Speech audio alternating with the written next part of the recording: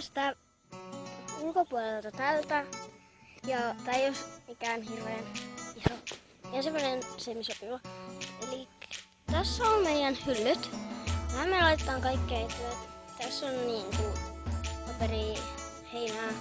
Koska heinää meillä ei oo täällä, niin annetaan vaan niille välillä heinää, kun meillä on sitä noin vähän. Mutta sitten tässä on vilttejä. Me laitetaan aina kylminä öinä, ettei hevosille tuu kylmä. Ja välillä myös, kun on jotain kylmää vaikka täällä, niin sitten me annetaan niille viltit. Tuossa on vähän hiuskaristeita. Siinä on kynäpurki, että me voidaan tätä paperia myös välillä vähän käyttää. Tuossa on lankaa. Käytetään aika paljon tässä. En nyt osaa sanoa esimerkkiä. Ja tuossa on lääkkeitä.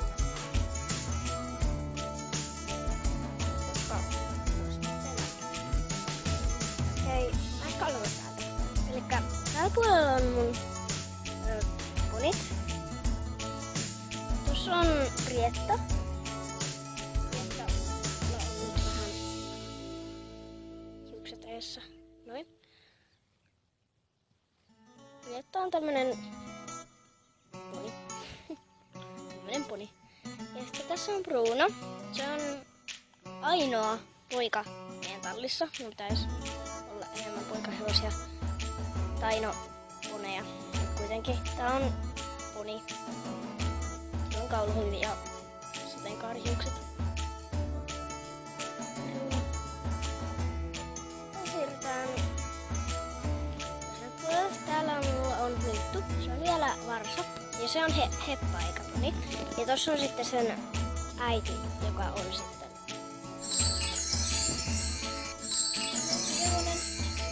Ja hänen nimi oli Hattar. Tässä näillä on tämmöset pienet hylkeet molemmilla puolilla.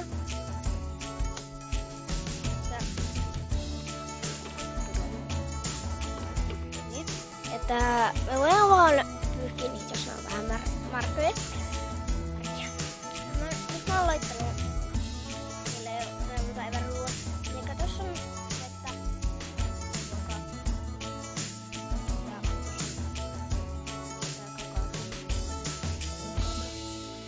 ja joo, tässä on myös heppa, mutta ne ruoat oikeesti tippu koko ajan tältä puolelta, niin mä laitoin ne tonne maahan. Ja sieltä on.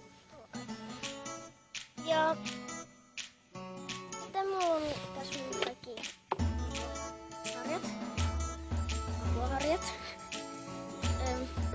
Paitsi että tässä on myös tää kavionpuhdistusväline. Tässä on tämmönen harja. Nyt taas pidetään näin. Ja tässä on tätä oikeesti käydään näet sitten oikeeseen hevoseen, mutta elikkä tämä on ihan varma. Tää oli vissiin jotain, että jos pesee heppaa vedellä, niin tällä se on sitä mä en oo ihan varma.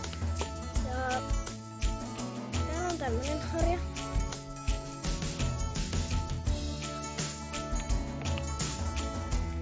Ja täällä on vähän isompi.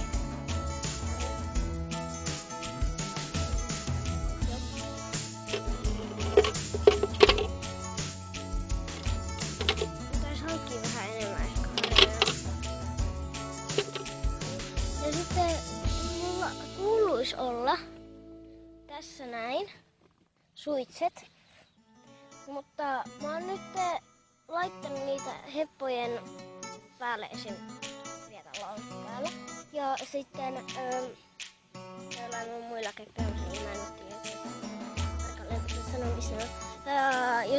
Ja tosi monet mun suitset meni eilen. Mutta